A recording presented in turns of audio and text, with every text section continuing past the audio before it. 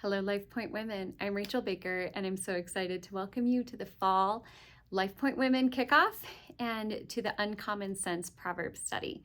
So as we begin this series, we are going to be asking a specific question of ourselves throughout the series. And the question is this: what does wisdom demand of me? So I want to jump into what wisdom really is anyways. The world offers us a myriad of different ideas and concepts about what wisdom is.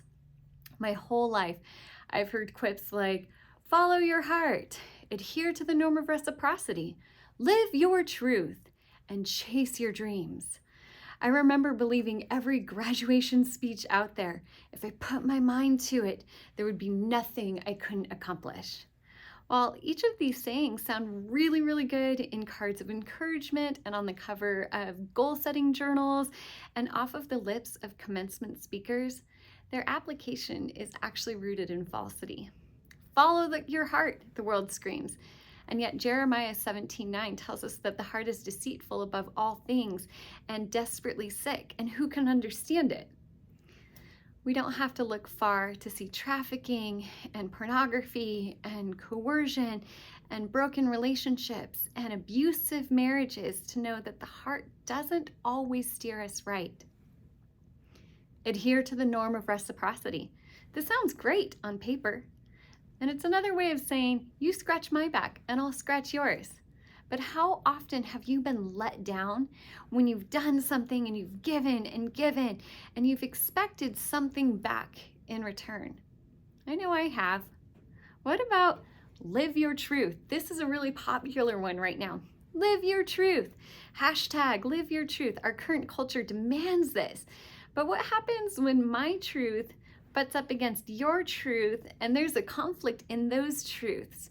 Whose truth is the truth? And how do we even get to the bottom of it? What about chasing our dreams? This does sound really good. Is that really a bad thing, to chase our dreams, to have big goals, to pursue things? Certainly not. But what happens when the pursuit of our dreams causes us to turn a blind eye to the needs of others? Or what if our dreams aren't rooted in reality? If you've ever spent time with a toddler, you knew that their dreams of becoming a unicorn are not tethered in reality in any way whatsoever. And we expect toddlers to grow out of this stage. As we mature, so should our dreams. But what happens when our culture encourages us to stay stuck in arrested development? The Apostle Paul writes to the church in Corinth, when I was a child, I spoke like a child. I thought like a child. I reasoned like a child. But when I became a man or a woman, obviously a woman for us, I put away aside childish things. What can we learn from this passage? What do we need to know? What is Paul encouraging us to pull out from his words? Behave like a child when you are immature. Behave maturely as you grow. It is wisdom that helps us do this. It helps us mature and put away those childish things. It is wisdom that allows us to reason. It is through wisdom that we consider others, and by acts of wisdom that we respond well in times of difficulty. As we jump into the study of Proverbs, we are faced with a challenge. Will we continue allowing what the world calls wisdom to speak into our lives? Or will we bravely walk forward and look at how to live by biblical standards of wisdom? I promise you, and honestly really myself, this: biblical wisdom is going to call us to a higher standard. Biblical wisdom is more difficult. Biblical wisdom demands that we turn the other cheek, that we carry the cross of others, and that we live sacrificially. Biblical wisdom isn't always pretty or sexy, but it is certainly satisfying, especially if our efforts to live wisely are rooted in our identities in Christ.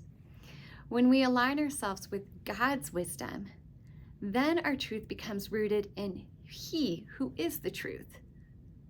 The way that we love becomes grounded by He who is love. Our expectation for returns on investment becomes satisfied in He who provides every good gift. Through biblical wisdom, we learn to be kinder to ourselves and to others. We learn that a gentle tongue can turn away wrath. We learn that even the mundane moments of our lives are designed to honor God.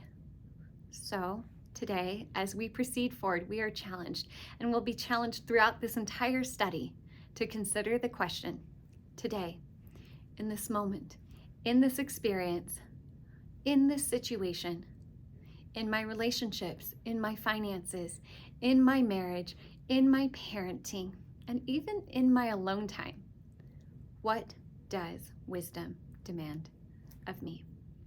I'm so glad to have you here at LifePoint Women, and I can't wait to dive into that with you.